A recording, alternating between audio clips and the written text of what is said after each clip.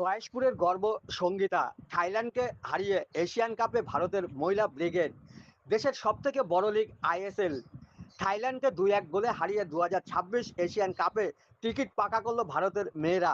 এদিনের ম্যাচে জোড়া গোল করলো বাংলার মেয়ে সঙ্গীতা বাসপোর।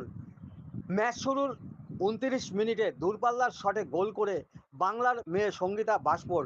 এরপর 73 মিনিটে কর্নার থেকে গোল করে ভারতের জয় নিশ্চিত করে সঙ্গীতা বাসপোর। পাশাপাশি এএফসি এশিয়ান কাপে জায়গা করে নেয় ভারতের মহিলা ব্রিগেড। আগামী বছর অস্ট্রেলিয়ায় বসবে এশিয়ান কাপের फीलिंग আসর। तो एक्सप्रेस नहीं कर सकती हूँ क्योंकि ये पूरी टीम की हार्डवर्क है और हमने क्वालिफाई किया, ये सबसे बड़ी बात है। और अभी हमारा मेन फोकस वर्ल्ड कप है। जैसे मैंने लास्ट टाइम बोला था कि मैं स्पेशली आ रहा मेरी टीम कि मैं एफसी क्वालिफायर्स के लिए नहीं खेल रही हूँ, मैं वर्ल्ड कप के लिए खेल रही हूँ। और ये मैंने शायद अब बस एक थोड़ा सा चांस है बस वर्ल्ड कप छूने का, और वो मैं फील कर सकती हूँ, वो टेस्ट फील कर सकती हूँ। बस अब उसके लिए ट्रेनिंग करना है और अभी मेन फोकस वही है कि हम वर्ल्ड कप जाए और वो ट्रॉफी को फील कर पाए। पहले तो मैं समझ ही नहीं पा रही थी कि वो गोल हुआ, क्योंकि मेन टारगेट था कि मैं बॉल पकड़ूं और वो गोल पे मारूं। बस टारगेट था गोल पे की और वो गोल हो गया। और पर मुझे वो फील मैं टेस्ट कर पा रही हूँ कि बस गोल हुआ, और वो सेकेंड गोल भी सिल्की ने फ्लिक किया और मैंने वो बस थोड़ा सा हिट किया और गोल हो गया।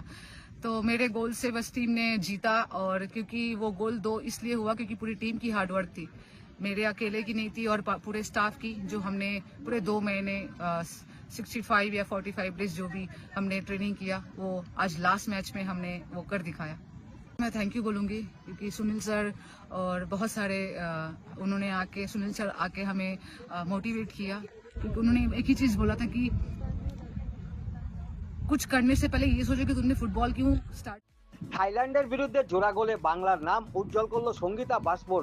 সঙ্গীতার বাড়ি নদিয়া জেলার কল্যাণী গয়েশপুর পৌরসভার 18 নং ওয়ার্ডে। 10 বছর বয়সে বাড়ির কাছে গান্ধী কোয়ার্টার মাঠে প্রথম প্র্যাকটিস শুরু করে সঙ্গীতা। বাবা অসুস্থ, মা গান্ধী হাসপাতালের কর্মী। অভাবের সংসারে মেয়ের দিকে ঠিকভাবে নজর দিতে পারতেন না পরিবার। চাঁদমারি নগেন্দ্রবালা বিদ্যালয় থেকে উচ্চ মাধ্যমিক পড়াশোনা করে। ছোটবেলা থেকে খেলায় ছিল অসাধারণ প্রতিভা। মাত্র 12 বছর বয়সে গয়েশপুর ছেড়ে পা রাখে প্রথম কলকাতা মাঠে। তারপর ধীরে ধীরে এগিয়ে চলা, নিজের প্রতিভা ও যোগ্যতা এগিয়ে নিয়ে গেল গুজরাটে। তারপর কয়েকটি বছর এগিয়ে যেতে যেতেই আজ থাইল্যান্ডের মাঠে জোড়া গোল দিয়ে বাংলার মুখ উজ্জ্বল করল সঙ্গীতা বাসপোর। সঙ্গীতার সাফল্য গর্বিত নদিয়া জেলা তথা কল্যাণীর গয়েশপুর। মেয়ের সাফল্যের খবর ছড়িয়ে পড়তেই খুশির ছোঁয়া পরিবার থেকে প্রতিবেশীদের মধ্যে। যতটা পারলাম করলাম।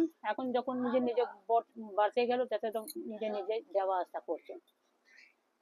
হ্যাঁ, কিন্তু করে দিয়েছি, নিয়ে গেছি, নিয়ে এসছি। আমি যতটা বুঝলাম ততটা করলাম।